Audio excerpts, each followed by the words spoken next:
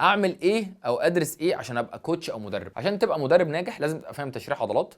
طبعا باختصار خالص ممكن تاخد كورس تدريب من احد المنظمات المحترمه وتهرسه معلومات، لان للاسف انا بتكلم مثلا على مصر ويمكن ده الحال في بعض الدول العربيه، الكورسات دي بتكون مجرد شهادات بتتعلق وانت ما بتبقاش عارف المحتوى العلمي اللي انت بتاخده قد ايه اصلا. لو طلعت بتحصيلك من الكتاب بتاع الكورس ب 30% فانت كده بطل. فدور على المنظمه اللي بتديك الشهاده دي وانت بتفهمك. طيب اتعلم ايه بشكل عام كرؤوس اقلام كده عشان ابقى مدرب شاطر؟ اول حاجه تشريح العضلات، مش بشكل طبي معقد زي الدكاتره، لكن بشكل خاص بالتدريب. ايه اسماء العضلات دي بتعمل ايه، ماسكه فين، رايحه فين، عاملها استرتشات ازاي، دي حاجات مهمه جدا. الحاجه الثانيه تبقى فاهم يعني ايه تدريب، يعني ايه بروجريسيف اوفرلود، ايه خطوات بناء العضلات، ايه الاهداف التدريبيه المختلفه، ازاي تصمم برنامج تدريبي. كل ده طبعا بيكون موجود جوه كورس المدرب الشخصي المعتمد اللي بتقدمه اكاديميات كتير قوي. واحنا طبعا بنقدم كورس تشريح العضلات ده لو انت مش عارف. يعني كورس تشريح العضلات بتاعنا بنبدا ناخد المنهج دوت نفصصه ونعرفك العضلات بالظبط شغاله ازاي. بس لو انت مهتم بالكورس دوت تقدر تتواصل مع فريق العمل